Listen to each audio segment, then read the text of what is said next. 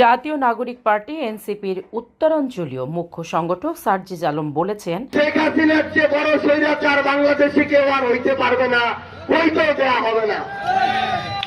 যারা ভালো কাজ করবে সে যেই দলই হোক না কেন, আপনারা তাদেরকে সমর্থন করবেন, সহযোগিতা করবেন। শেখ হাসিনার চেয়ে বড় স্বৈরাচারী এই বাংলাদেশে আর কেউ হতে পারবে না, হতে দেয়াও হবে না। শনিবার 29 নভেম্বর সন্ধ্যায় নিজ জেলা পঞ্চগড়ের বোদা কেন্দ্রীয় শহীদ মিনার চত্বরে এনসিপির কমিটি প্রকাশ ও আলোচনা সভায় তিনি কথা বলেন।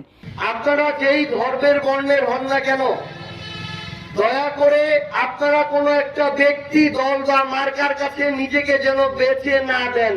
এ সময় সার্জিস আরও বলেন, গণ অভ্যুত্থানের মাত্র একটি ধাপ পার হয়েছে, সামনে নির্বাচন হলো পরবর্তী ধাপ। ধর্ম বা সংখ্যা না দেখে নয়, যখন যারা জুলুমের শিকার হবে এনসিপি তাদের পক্ষেই দাঁড়াবে।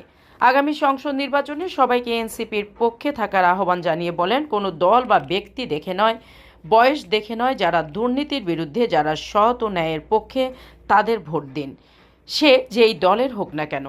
মিষ্টি মিষ্টি কমিটমেন্ট, ইশতেহার আর কথা দিয়ে মানুষের সামনে হাজির হয়। 5 বছরের মধ্যে 4.5 বছর কোনো খোঁজ খবর পাওয়া যায় না।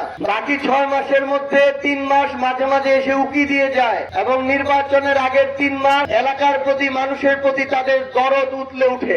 5 বছরের মধ্যে 4.5 বছর কোনো খোঁজ খবর পাওয়া যায় না, বাকি 6 মাসের মধ্যে 3 মাস মাঝে মধ্যে এসে উকি দিয়ে যায়, আর নির্বাচনের আগের 3 মাস এলাকার প্রতি, মানুষের প্রতি দরদ উথলে উঠে। আগামী বাংলাদেশের নির্বাচনে আপনাদের প্রতিনিধি নির্বাচনের সময় এই সকল নেতা থেকে দূরে থাকতে হবে।